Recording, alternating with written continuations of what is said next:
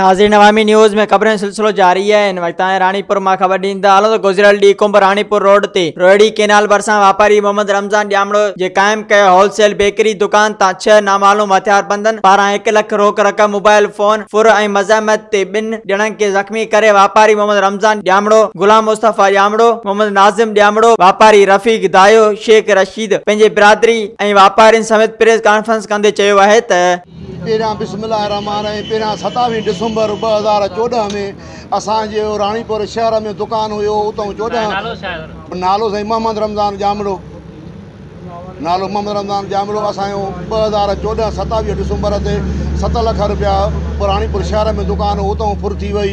उतां बि असांजो तॾहिं गुलाम मुस्तफ़ा आराई जेको आहे एसे हुयो उहे बि तॾहिं पैसा वठी माण्हुनि खे छॾे ॾिनई, उहो बि असांजो को बि तदारक न थियो। वरी असां दुकान ॿाहिरि कढियो त बाईपास ते वरी कल्ह जेको आहे शाम जो 6:30 बजे मुंहिंजो छोकिरो गमट मां पैसा वठी रिकवरी करे जीअं दुकान ते पुॻो त ईअं सम्झो त 6:40 ते या 6:45 ते 6 माण्हू दहशतगर्द आया जेके असांजे छोकिरनि खे धक हणी ऐं पैसा बि लख रुपया फुरे विया, मोबाइल बि खणी विया, बटूं कार्ड ॿिया बि जेके कागज़ पत्र हुया उहे बि खणी विया।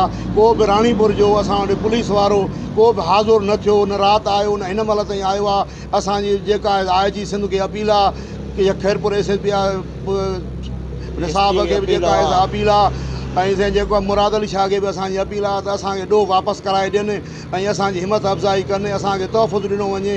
हीअ त असांजी दहशतगर्दी आहे। कल्ह बि 7 पिस्टल खणी आया आहिनि, उहे छोकिरनि जे मथां रखी उन सां तशदुद कयो वियो आहे, उनखे मारियो वियो आहे। असांजो को तदारक न आहे हिते रानीपुर में।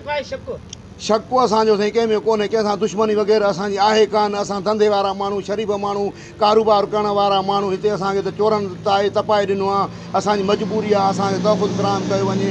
असां छा कयूं, काॾे वञूं साईं? रानीपुर थाणे NIC असां दाख़िल कराई आहे राति, उहो बि SHO हिन महिल ताईं न आयो आहे। को बि रानीपुर जो अमलदार कोई न कोई बि एक्शन पुलिस वग़ैरह न खयो आहे। सुभाणे असां जेको आहे रानीपुर थाणे ते धरणो हणंदासीं। 200 माण्हू हुते जेका आहे असां सुभाणे रानीपुर जेका आहे रानीपुर जे 24 कलाकनि में जो वापसि न थियो असां रानीपुर धरणो हणंदासीं थाणे ते। नथा कराइनि त असां ॼामड़ा बिरादरी समेत पूरी चीफ जस्टिस ॼामड़ा चीफ सरदार नज़ीर साहब सां गॾिजी असां रोड बंदि कंदासीं। अगरि 2 ॾींहंनि में असांजो तदारक न कयो वियो त SHO रानीपुर खे अपील आहे त असांखे महिरबानी करे ॾियो वापसि कराए वञे। ॿियो भेरो असां सां वाक़ियो पेश आयो आहे। ॿियो 2014 में थियो 27 डिसंबर ते गुलाम मुस्तफ़ा आराई SHO हुयो, उन बि पैसा रोकड़ वठी माण्हू खां चोरनि खां उनखे छॾे ॾिनो। असांजो को बि हल न थियो। पुलिस जेका घटि में घटि 2 कलाकनि खां पोइ आई, उहे बि 2 सिपाही 3 सिपाही आया। SHO त कोन आयो साईं, उहो बि SHO कोन आयो। थाणे ते वेठा हुयो, राति असां 2 कलाक थाणे ते वेठा आहियूं। SHO कोई बि न हुयो, हिकिड़ो सिपाही हुयो, मुंशी हुयो रायब ॼामड़ो, उन असांजी NC कटी। बहरहाल ॿियो कोई बि असां न आयो आहे, SHO न आयो आहे हिन वक़्त ताईं। असां न आयो आहे।